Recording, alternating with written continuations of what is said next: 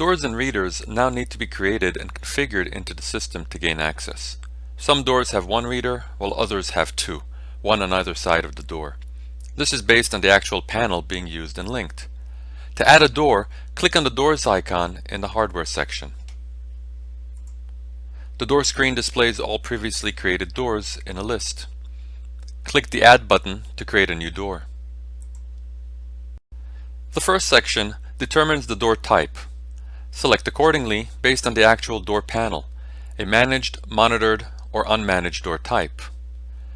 Enter the door name and description if needed. Select the panel that will be linked to this door. This will also determine the additional configuration fields for the door. Configure the reader or readers associated with this panel. If reader 2 exists, make sure the Enable checkbox is marked. Select the reader port on the panel for both readers.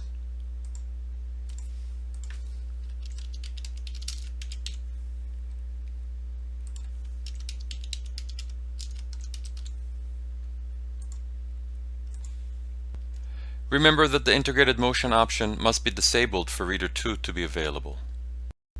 There are other parameters available when first adding a door, such as the door time zone and the door holiday group.